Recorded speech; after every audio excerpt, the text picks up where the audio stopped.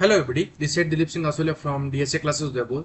तो बच्चों, आज अपन जिस पर्टिकुलर चैप्टर की बात करेंगे सर, उस पर्टिकुलर चैप्टर का नाम है चैप्टर नंबर 5। कौन सा है?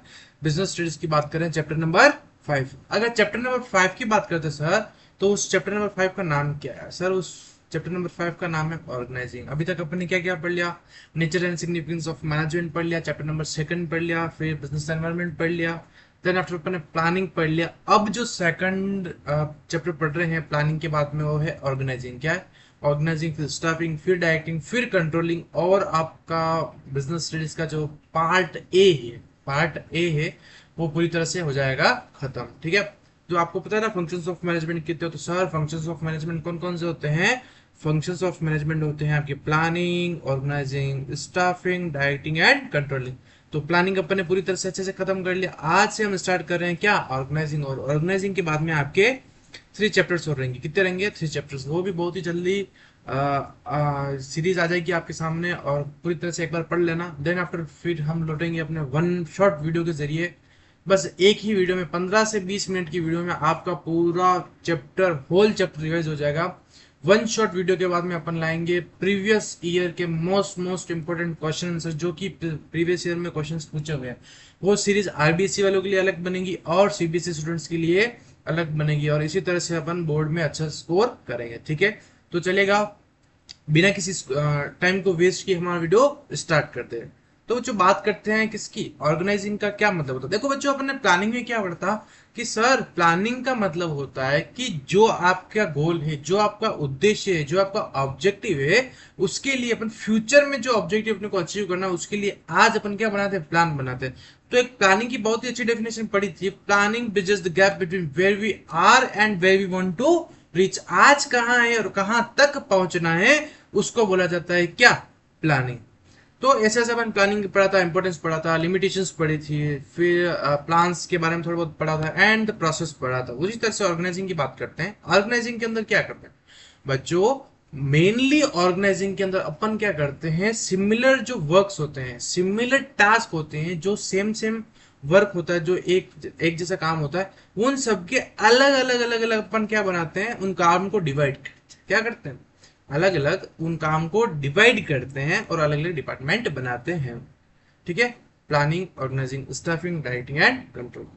तो ऑर्गेनाइजिंग के अंदर क्या करते हैं? काम को, उस वर्क को आइडेंटिफाई किया जाता है, और उसके बेस पर अलग अलग काम को डिस्ट्रीब्यूट किया जाता है। वर्क को क्या करा जाता है? अलग अलग डिस्ट्रीब्यूट किया जाता है। बहुत ही अच्छी तरह से पढ़ेंगे नोट्स। आई होप कि आपको बहुत ही अच्छी तरह से दिख भी रहे होंगे, और ये नोट्स अगर आपने कर लिए तो सफिशियंट है आपके बोर्ड्स के लिए। और आगे जहां पर भी आप ग्रेजुएशन करोगे, वहां पर भी अगर बिजनेस स्टडीज का पार्ट आएगा, तो ये नोट्स आपके लिए वहां पर भी हेल्पफुल रहेंगे। तो बच्चों, बात करते हैं मीनिंग की। किसकी बात करते हैं सर? बात करते हैं मीनिंग की। In general words, organizing refers to arranging and everything in orderly from and making most efficient use of resources। ठीक है? जनरल वर्ड्स में बोलेंगे ऑर्गेनाइजिंग क्या? जो भी सारी चीजें हैं, ठीक है, उसको क्या करना? अरेंज करना, उसको अरेंज करना। Everything in orderly from and the making most efficient use of resource. यानी जो भी रिसोर्सेज है उनको अच्छी तरह से यूज करना, और मतलब अरेंज करके उनको अच्छे से यूज करना। ये जनरल डेफिनेशन। ठीक है?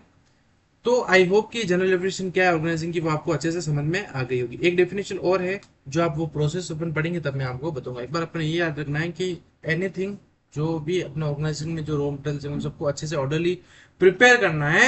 और सर प्रिपेयर करने के बाद में आपको क्या करना है? उनका अच्छे से यूज करना है। अच्छे से यूज करोगे इफिशिएंट, अरे इफिशिएंसी आएगी ना काम में। तो बस वही है। In general word, organising refers to arranging everything in orderly form and making most efficient use of resources. ठीक है बच्चों? चले, अब बात करते हैं जो मोस्ट इंपोर्टेंट टॉपिक्स हैं, वो है क्या? प्लानिंग का प्रोसेस। ठीक है? प्लानिंग का प्रोसेस को आपको याद रखना है। अच्छा, मेरे को बताओ, आइडिया की स्पेलिंग क्या होती है? IDEA। अरे बोलो। अरे आइडिया की स्पेलिंग क्या होती है सर? आइडिया की स्पेलिंग होती है IDEA। लेकिन यहाँ पर आपको ऑर्गेनाइजिंग के इस प्रोसेस में आपको क्या करना है? आईडी तो ऐसे याद रखना है, लेकिन AE है ना, इसका क्या करना है? रिप्लेस करना है, इनका जगह चेंज कर देंगे। यानी कि आपको याद रखना है IDAE। क्या याद रखना है, IDAE, और इससे आपका पूरा प्रोसेस हो जाएगा खत्म। बोलो है कि नहीं शॉर्टकट ट्रिक? शॉर्टकट ट्रिक क्या है कि प्रोसेस याद करने, आपने को पता है प्रोसेस याद करने के लिए क्या चाहिए सर? प्रोसेस याद करने के लिए आइडिया चाहिए। अरे बोलो आइडिया चाहिए, तो आइडिया चाहिए, तो आइडिया की स्पेलिंग होती है IDEA। तो कुछ नहीं करना, जो लास्ट के 2 अल्फाबेट है इनको रिप्लेस करना है, ए को ई की जगह, ई को ए की जगह, तो स्पेल बन गया अपना IDAA। फर्स्ट है जो आई से जो रिप्रेजेंट हो रहा है, identification and division of work. First point क्या है sir? Identification and division of work.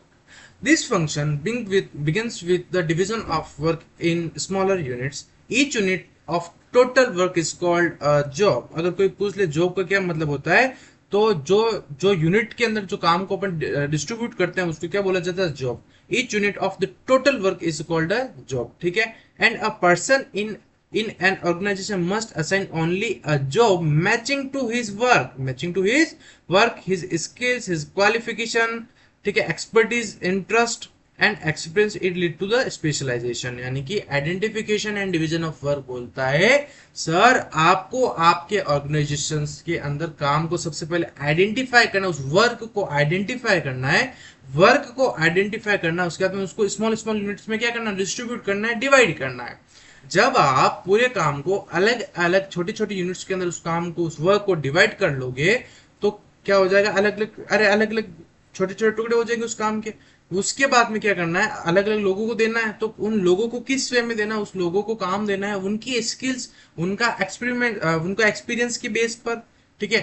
अगर अगर उनको उस चीज में इंटरेस्ट थे, ठीक है, उनकी जो स्पेशलाइजेशन है उसके देख कर, उनकी क्वालिफिकेशन को देखते हुए, इन सब को मद्देनजर रखते हुए, इन सब को देखते हुए ही आपको उन सब वर्कर्स को जो वर्क है वो अलॉट करना है। बोलो identification and division of work समझ में आया sir? Identification and division of work बोलता है कि जो आप वर्क है, जो काम है, उसको अच्छे से आइडेंटिफाई करो, उस काम को अच्छे से डिवाइड करो अलग अलग स्मॉल स्मॉल यूनिट्स में, और जो काम को आपने डिवाइड किया है स्मॉल स्मॉल यूनिट्स में, वो वर्कर्स को अलॉट तो करनी है, लेकिन अलॉट किसके बेस पे करनी सर? उसको अलॉट करनी है आपके उस पर्टिकुलर जो कैंडिडेट है, जो वर्कर है, जो एम्प्लॉय है, उसकी स्किल्स, उसकी क्वालिफिकेशंस, उसका इंटरेस्ट, उसका स्पेशलाइजेशन, इन सब को देखते हुए ही आपको उसको वर्क अलॉट करना है। इस पॉइंट को बोला जाता है identification and division of work, ठीक है बच्चों। सेकंड, जैसे अपने पढ़ा आई से identification and division of work, second point है वो है डिपार्टमेंटलाइजेशन। सेकंड पॉइंट क्या है? डिपार्टमेंटलाइजेशन। देखो फर्स्ट पॉइंट में अपन ने क्या किया, काम को आइडेंटिफाई किया, अरे वर्क को आइडेंटिफाई किया, बोलो ठीक है। तो वर्क को आइडेंटिफाई तो कर लिया, उसके बाद में क्या करना, काम को अलग अलग पार्ट्स में डिवाइड करना है। उसके बाद में जो वर्क को अपने अलग अलग इस पे मतलब अलग अलग डिवाइड किया है, उसका अलग अलग क्या बनाना है, डिपार्टमेंट्स बनाना है। अरे अलग अलग क्या बनाने हैं, डिपार्टमेंट बनाने। तो ऑर्गेनाइजिंग में सबसे पहले क्या करते हैं, तो ऑर्गेनाइजिंग अगर कोई डेफिनेशन पूछ ले तो एक तो जनरल वर्ड वाली भी लिख सकते हो, या फिर जो 4 पॉइंट है प्रोसेस के वो भी लिख सकते हो, ठीक है। तो आइडेंटिफिकेशन एंड डिवीजन हो, सबसे पहले काम को आइडेंटिफाई करते हैं, उस वर्क को डिवाइड करते हैं। सेकंड काम करते हैं ऑर्गेनाइजिंग के प्रोसेस में सर, वो करते हैं अपन डिपार्टमेंटलाइजेशन। क्या करते हैं सर? डिपार्टमेंटलाइजेशन, यानी कि जो वर्क जो डिवाइड किया है स्मॉल यूनिट्स में, उसका अलग अलग अपन क्या बनाते हैं, अलग अलग अपन डिपार्टमेंट बनाते हैं, अलग अलग उसका क्या बनाते हैं, डिपार्टमेंट बनाते हैं। जो सिमिलर जॉब होंगी उसको एक डिपार्टमेंट में रखेंगे, और सिमिलर जॉब होगी उनको अलग डिपार्टमेंट में लगेंगे। ऐसे ऐसे अपन क्या करते हैं, जो वर्क होता है उसको सर, उस वर्क को अपन क्या करते हैं सर, उस वर्क को अपन करते हैं डिवाइड। बोलो समझ में आ रहा है कि नहीं आ रहा है अपने? वेरी गुड, ठीक है। तो डिपार्टमेंटलाइजेशन पढ़ लेते हैं अच्छे से, चलेगा, एक बार पढ़ लेते हैं डिपार्टमेंटलाइजेशन। आपको याद रखिए क्या रखना है, IDEA, इसको इसके साथ रिप्लेस, इसको इसके साथ रिप्लेस, तो क्या बनेगा IDEA। बोलो याद होगा नहीं होगा, ठीक है। तो their job of similar category put in one department, जो सिमिलर नेचर की जो वर्क है उसको एक डिपार्टमेंट में रखना है। And common way of the departmentalisation are, ठीक है, 2 वे ऑफ डिपार्टमेंट। अब डिपार्टमेंटलाइजेशन के 2 पार्ट है, डिपार्टमेंटलाइजेशन के 2 पार्ट। डिपार्टमेंटलाइजेशन में क्या करते हैं सर, डिपार्टमेंटलाइजेशन में किया जाता है कि जो सिमिलर वर्क की जो जॉब्स होती है उसको अपना एक पर्टिकुलर एक डिपार्टमेंट के अंदर रखते हैं, और जो दूसरी जॉब्स होती है उसको अपन अलग डिपार्टमेंट में रखते हैं, उसको बोला जाता है डिपार्टमेंटलाइजेशन। बच्चों डिपार्टमेंटलाइजेशन कितने टाइप का होता है? बच्चों जो डिपार्टमेंटलाइजेशन होता है वो आपके टू टाइप्स का होता है। कितने टाइप्स का होता है? टू। एक तो होता है फंक्शन डिपार्टमेंटलाइजेशन, और सेकंड है डिविजनल। देखो यहाँ लिख रखा है फंक्शन और डिवीजन। तो एक तो होता है आपका फंक्शन और एक होता है डिवीजन। अब बच्चों बात करते हैं फंक्शन क्या बोलता है और डिविजनल डिपार्टमेंट क्या बोलता है। जब बात करते हैं फंक्शन डिपार्टमेंटलाइजेशन या जब बात करते हैं डिवीजन डिपार्टमेंटलाइजेशन, तो फंक्शन डिपार्टमेंटलाइजेशन पढ़ते हैं under this the mention of the job related to the common function.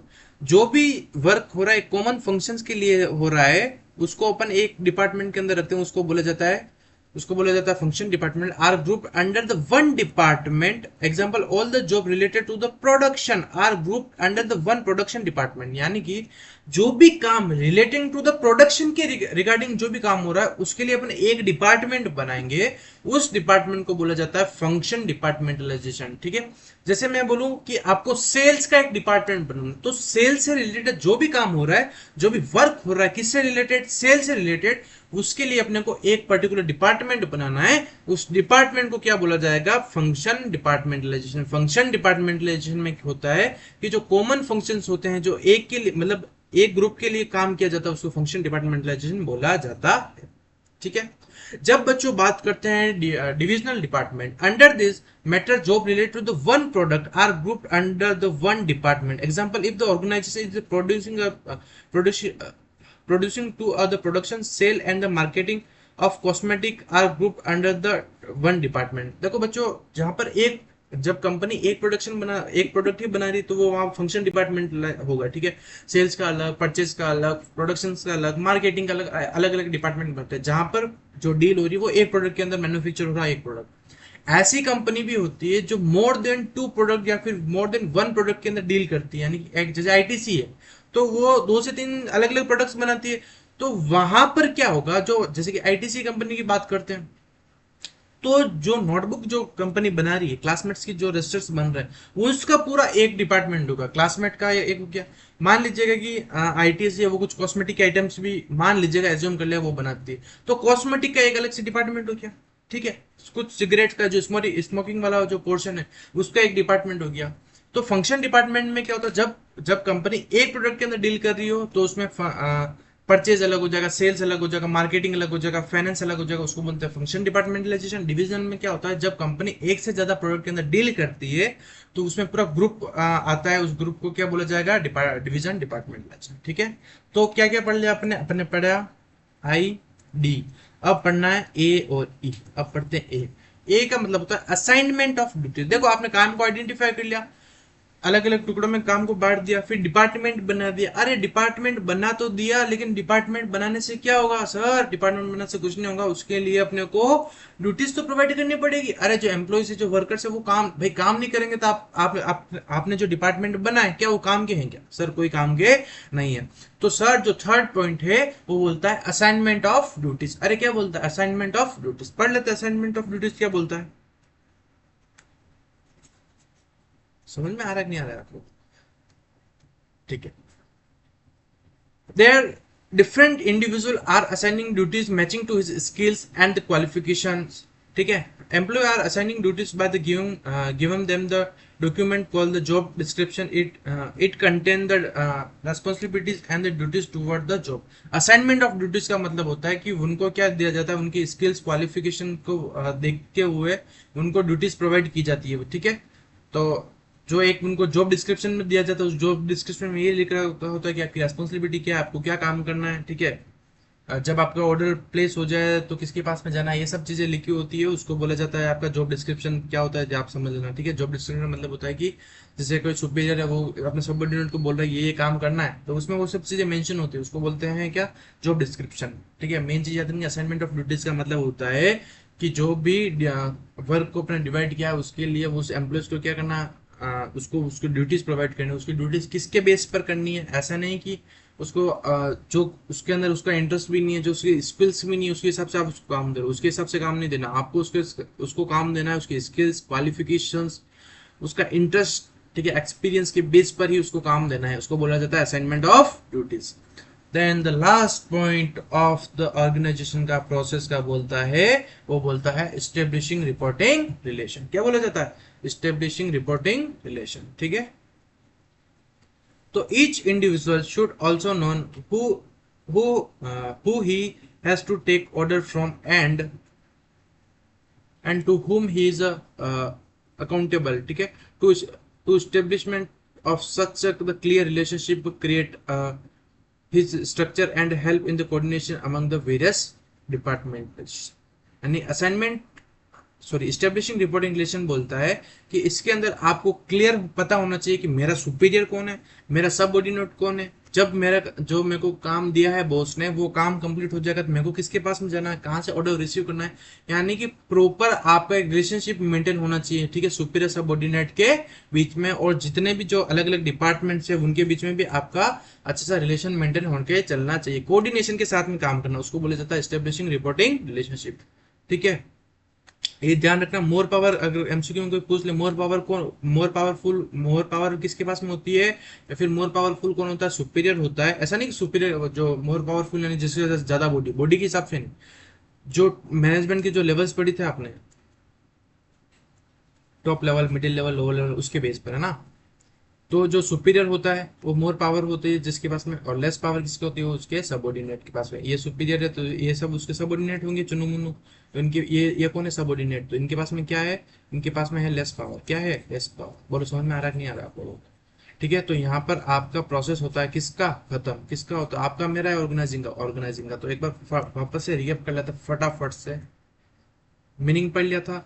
फिर क्या, identification of division of work, काम को क्या करना, सबसे पहले आइडेंटिफाई करना है, फिर क्या करना है, उस काम को डिवाइड करना, वर्क को डिवाइड करना। जब वर्क को डिवाइड कर लो तो अलग अलग ग्रुप बनाने किसके, आपके मेरे या फिर डिपार्टमेंट के। यानी कि काम को देखते हुए आपको अलग अलग ग्रुप्स बनाने हैं, ठीक है। डिपार्टमेंटलाइजेशन दो टाइप का होता है, function departmentalisation and division departmentalisation. Function departmentalisation वो कंपनीज फॉलो करती है जो एक प्रोडक्ट के अंदर डील कर रही हो, वो फंक्शन डिपार्टमेंटलाइजेशन फॉलो करती है।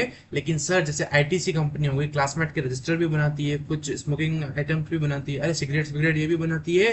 तो जब ऐसी कंपनी जो एक से ज्यादा प्रोडक्ट के अंदर डील कर रही हो, जैसे आप मिराज इंडस्ट्री देख लो, वो आपके पीवीसी पाइप्स के अंदर भी डील करती है, फिर आपके जो चिप्स, वेपर्स, नमकिन्स में भी डील करती। तो मोर देन वन प्रोडक्ट के अंदर जो कंपनी डील करती है, वो जो डिपार्टमेंटलाइजेशन बनाती है वो डिविजनल डिपार्टमेंटलाइजेशन बनाती है। तो खाली डिपार्टमेंट बनाने से काम नहीं होगा, उसके बाद में आपको क्या करना पड़ेगा, आपके जो वर्कर्स है उसको क्या देना पड़ेगा, काम देना पड़ेगा। अरे ड्यूटीज प्रोवाइड करनी पड़ेगी, ड्यूटीज इसके हर किस बेस पे नहीं करनी है, आपको उसकी स्किल्स पे, क्वालिफिकेशन को देखकर ही उसको ड्यूटीज प्रोवाइड करनी है। उसके बाद में एस्टेब्लिशिंग रिपोर्टिंग रिलेशनशिप के बारे में आपको पता होना चाहिए, मेरा सुपीरियर कौन है, सबऑर्डिनेट कौन है, किसे अपने को जो आप टास्क कंप्लीट करोगे किसके पास में मेरे को जाना है, कहाँ से ऑर्डर रिसीव करना है, ठीक है। और सब डिपार्टमेंट के साथ में आपको कोऑर्डिनेशन के साथ में काम करना है। बच्चों, जो नेक्स्ट टॉपिक है इस पर्टिकुलर चैप्टर का, वो है इंपॉर्टेंस ऑफ किसकी, ऑर्गेनाइजिंग की इंपॉर्टेंस की बात कर लेना। कुछ 3 से 4 पॉइंट है, इजी से वो अपन फटाफट पढ़ लेते हैं, ठीक है। चलिए 7 पॉइंट, कितने पॉइंट है, तो इंपॉर्टेंस के कितने पॉइंट है बोलो, 7 पॉइंट। फर्स्ट पॉइंट है बेनिफिट्स इन स्पेशलाइजेशन। सीधी सी बात है कि जब आप प्रॉपर काम को डिवाइड करोगे, आइडेंटिफाई करोगे, अलग अलग डिपार्टमेंट बनाओगे, तो स्पेशलाइजेशन आएगा। अरे स्पेशलाइजेशन आएगा तो क्या होगा, काम इफिशिएंसी के साथ होगा, इफेक्टिवनेस के साथ में होगा। और जब काम इफेक्टिवनेस के साथ और इफिशिएंसी के साथ में होता है, तो आपने जो गोल देखा था, आपका जो उद्देश्य था, जिसके लिए आपने प्लानिंग की, जिसके लिए आपने सब रॉ मटेरियल्स प्रोवाइड किए, वो सब चीजें पूरी होगी। तो फर्स्ट है benefit in specialisation. Due to division of work each individual is specialised in his work. सीधी सी बात है कि जब आप काम को डिवाइड करते हो और जो वर्कर्स होते हैं उनकी स्किल्स के हिसाब से आप उनको काम दोगे, तो उसके अंदर काम क्या एक्सपर्टीज होगी उसकी, तो उसकी एक्सपर्टीज होगी तो स्पेशलाइजेशन आएगा, ठीक है, उस पर्टिकुलर काम के अंदर। फिर है role clarity in organisation function, individual are assigned the job and responsibility, authority so the role of the manager is clear. Role clarity का मतलब होता है कि जैसे आपने पढ़ा ना, एस्टेब्लिशिंग रिपोर्टिंग रिलेशनशिप, यानी कि आपको पता होना चाहिए मेरा सुपीरियर कौन है, मेरा सबऑर्डिनेट कौन है, किससे मेरे को ऑर्डर रिसीव करना है, किसको, कौन मेरा बॉस है, मेरे को कुछ इश्यू आ रहा है तो मेरे को किसके पास में जाना है, ठीक है। तो जब आपका रोल क्लियरिटी होगी, मेरे को यही काम करनी है, ठीक है, यही काम मेरे को करना है, दूसरा काम को मेरे मेरे मेरे उससे कोई लेना देना नहीं है, तो जब आपका रोल क्लियरिटी होगी तो स्पेशलाइजेशन आएगा। तो in organisation function individual are assign the job, ठीक है, जो इंडिविजुअल होता है वो अपने हिसाब से अपनी जॉब करता है। And responsibility authority so the role of manager is clear, ठीक है, तो मैनेजर का जो रोल होता है वो क्लियर होता है, ठीक है। ऑप्टिमम यूटिलाइजेशन ऑफ रिसोर्सेज, इस वर्ड को बोला जाता है क्या, efficiency. In organization function, there are the very few chance of the duplication of work. Every individual is a specialist about the work. Hence, the resources are utilized carefully without wastage. आपको पता है कि भाई अपने organisation के अंदर काम ही किसके बेस पर देते हैं, उसके स्किल्स, उसको क्वालिफिकेशन, उसका इंटरेस्ट के बेस पर। तो जब आप ये सारी चीजें देखकर उसको काम दोगे तो क्या रिसोर्सेज का वेस्ट होगा क्या? सर रिसोर्सेज का वेस्ट नहीं होगा। तो वो यही पॉइंट बोला, ऑप्टिमम यूटिलाइजेशन ऑफ रिसोर्सेज। फिर है क्या, कोऑर्डिनेशन। आपको जैसे कि फोर्थ पॉइंट भी अपने प्रोसेस का पढ़ा था, फोर्थ पॉइंट प्रोसेस का था आपका क्या, एस्टेब्लिशिंग रिपोर्टिंग रिलेशनशिप, यानी आपको सबको साथ में क्या, कोऑर्डिनेशन के साथ में काम करना, वही पॉइंट है। In any organisation every department is link with other department. हर एक ऑर्गेनाइजेशन में क्या होता है, एक डिपार्टमेंट लिंक होता है किससे, अदर डिपार्टमेंट से। Hints the member of the each department coordinate which each other. भाई सीधी सी बात है ना, भाई रॉ मटेरियल वाला कोई डिपार्टमेंट है, वो किससे लिंक होगा, से फाइनेंस से। फाइनेंस, भाई जब रॉ मटेरियल फाइनेंस होगा तब रॉ मटेरियल आएगा, रॉ मटेरियल आएगा तब प्रोडक्शन होगा, प्रोडक्शन होगा तब सेल होगा, सेल होगा तब मार्केटिंग होगा। तो सब, अरे बोलो ना, इंटरलिंक है कि नहीं है? तो आपको आपको क्या करना है, आपको इन सबके साथ में क्या करना है सर, हमको इन सबके साथ में क्या करना है, कोऑर्डिनेशन के साथ में काम करना है। इसको बोला जाता है क्या सर, इसको बोला जाता है कोऑर्डिनेशन। क्या बोला जाता है, कोऑर्डिनेशन। यानी कि जो भी इंडिविजुअल, जो भी डिपार्टमेंट है आपके ऑर्गेनाइजेशन में, उसके साथ में आपको क्या करना है, उसके साथ में सर आपको कोऑर्डिनेशन के साथ में काम करना है, किसी से भी कॉन्फ्लिक्ट्स या फिर लड़े झगड़े अपने को नहीं करना, ठीक है। फिर एक्सपांशन एंड ग्रोथ, जब आप अच्छे से काम को डिवाइड करोगे तो सीधी सी चीज है, कहीं कहीं एक्सपांशन और ग्रोथ मिलेगी आपको। With optimum utilisation of resources and the proper expansion of the work can earlier meet the challenge and expand their business, ठीक है।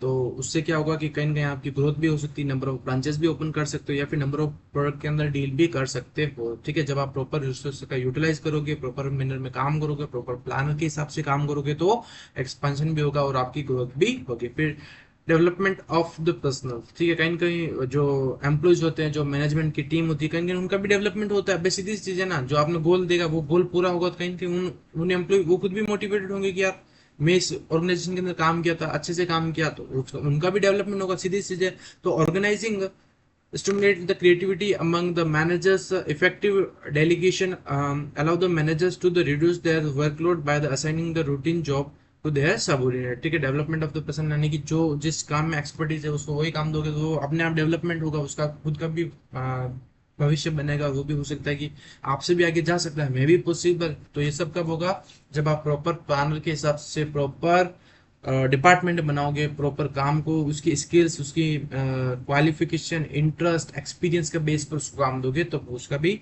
डेवलपमेंट होगा। Effective administration, organizing provide the clear description of the job and the related duties. This help to reduce their confusion and the duplication. Clarity in work relationship enable to the proper executive of work. Effective administration का मतलब होता है कि proper आपको guidelines provide करनी, ये काम करना है, इस वे में करना है, इतने बजे कंप्लीट करना है। उससे क्या होगा कि जो सबऑर्डिनेट होंगे उनको पता रहेगा कि ये काम करना है, ठीक है। कंफ्यूजन पैदा नहीं होगी, सीधी चीजें ना, आप उनको अच्छी सारी चीजें अच्छे से क्लियर कर दोगे फर्स्ट डे कि आपको इस टाइप से काम करना है, ये काम करना है, इन रिसोर्सेज में करना है, इस टाइम पर करना है, इस चीज को फॉलो नहीं करोगे तो चैप्टर नंबर 7 में पढ़ा था कि आपको पेनल्टीज भी पे करनी पड़ती। तो सारी चीजें उनको क्लियर बोल दो, ठीक है। तो उसमें क्या होगा, उससे क्या होगा, इफेक्टिव एडमिनिस्ट्रेशन, यानी कि एडमिनिस्ट्रेशन है वो बहुत ज्यादा आपका एक्टिव मोड में है। क्या है, एक्टिव मोड में जो सबऑर्डिनेट को सब चीजें पहले से बताएगा, सब चीजें पहले से बताएगा, तो जो वर्कर्स है उनको भी पता रहेगा कि यार मेरे बॉस ने मेरे को ये बात बोली है तो मेरे को उसको फॉलो करना है। तो organising provide the clear description of the job and related duties. This help to reduce the confusion, duplication of clarity in the working relationship, enable the proper executive of the work। ठीक है, उससे क्या होगा sir, उससे ये होगा कि जो डुप्लीकेशन वर्क हो रहा है वो भी नहीं होगा, रिसोर्सेज का वेस्ट नहीं होगा। ठीक है, तो इफेक्टिव एडमिनिस्ट्रेशन ये बोलते हैं।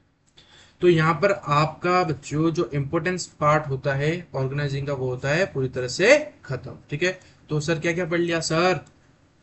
अभी तक हमने मीनिंग पढ़ लिया, मीनिंग के बाद में अपने प्रोसेस पढ़ा, किसका? आपका मेरा ऑर्गेनाइजिंग का। ऑर्गेनाइजिंग का प्रोसेस का याद करने का तरीका IDEA। फिर क्या करना है, इसको इसके साथ रिप्लेस, इसको इसके साथ रिप्लेस, तो बना IDEA। आई से identification division of work, D से डिपार्टमेंटलाइजेशन, ए से असाइनमेंट ऑफ ड्यूटी, ई से एस्टेब्लिशिंग रिपोर्टिंग रिलेशनशिप। फिर इंपोर्टेंस की बात की थी, benefit in specialization, optimum utilization of resources, role clarity, coordination, फिर expansion and the growth, development of the personal, effective administration। फिर बात करते हैं सर ऑर्गेनाइजेशन स्ट्रक्चर। किसकी बात करते हैं? जो नेक्स्ट पार्ट है, इस पार्ट नंबर 2 यहाँ से आपका चैप्टर का चालू हो रहा है। ठीक है, यहाँ से आपका पार्ट नंबर 2 इस चैप्टर का चालू हो रहा है, organisation structure. When a managers are the performing organising function in an organisation structure get the creative automatically which define the job position in authority responsibilities in different employees। ठीक है, organisation structure यानी कि अलग अलग अपन structures पढ़ेंगे, function क्या होता है, डिपार्टमेंटलाइजेशन क्या होता है, एक बार इसको यहाँ पर रीड आउट कर लेना, अपन सारी चीजें अच्छे से पढ़ रहे हैं। फिर स्पेन ऑफ मैनेजमेंट क्या होता है, ये सब इसके पार्ट है, इसका ऑर्गेनाइजेशन ऑब्जेक्ट ऑर्गेनाइजेशन स्ट्रक्चर का पार्ट है। ठीक है, स्ट्रक्चर पढ़ रहे हैं अलग अलग। स्पेन ऑफ मैनेजमेंट क्या होता है? The numbers of the subordinate who work under one superior. मान लीजिएगा ये है बच्चा आपका सुपीरियर, एक सुपीरियर के अंदर कितने नंबर ऑफ सबऑर्डिनेट काम करते हैं, वर्क करते हैं, उसको बोला जाता है क्या? Span of management. Span of management क्या बोला जाता है सर? स्पेन ऑफ मैनेजमेंट बोला जाता है the number of subordinate who work under one superior. एक सुपीरियर के अंदर कितने लोग अलग अलग काम कर रहे हैं, उसको बोला जाता है क्या? उसको बोला जाता है स्पेन ऑफ मैनेजमेंट। बोलो समझ में आया क्या है? अगर क्वेश्चन ये इसको सावधान इंडिया मार्क कर लेना, क्वेश्चन छप गया है, सुन लेना। ठीक है, कहीं ना कहीं पेपर में छपा है, आपके वहां पर भी आ सकता है। स्पेन ऑफ मैनेजमेंट आ सकता है ना पीटी में। स्पेन ऑफ मैनेजमेंट का मतलब होता है the number of subordinate who work under one superior. एक सुपीरियर, एक बॉस के अंदर कितने लोग काम कर रहे हैं, कितने लोग वर्क कर रहे हैं, उनको जो वर्क दिया है उसको बोला जाता है क्या सर? उसको बोला जाता है span of management. The number of subordinate who can be manage if the the number देख लेना यहाँ पर। ठीक है, और इसको बोला जाता है the number of the subordinate who can manage effectively in by superior, या फिर इफेक्टिवनेस या फिर एफिशिएंसी भी बोला जाता है। ठीक है, नैरो स्पैन ऑफ मैनेजमेंट। अब जो सेकंड पॉइंट है वो है नैरो स्पैन ऑफ मैनेजमेंट किसको बोला जाता है, और वाइड स्पैन ऑफ मैनेजमेंट किसको बोला जाता है? स्पैन ऑफ मैनेजमेंट समझ में आया? स्पैन ऑफ मैनेजमेंट का मतलब होता है कितने सबऑर्डिनेट काम कर रहे हैं एक सुपीरियर के अंदर, उसको बोला जाता है स्पैन ऑफ मैनेजमेंट। अब बात करते हैं नैरो स्पैन ऑफ। यहाँ पर थोड़ा डायग्राम को दिख नहीं रहा है, इस टाइप का डायग्राम है ना।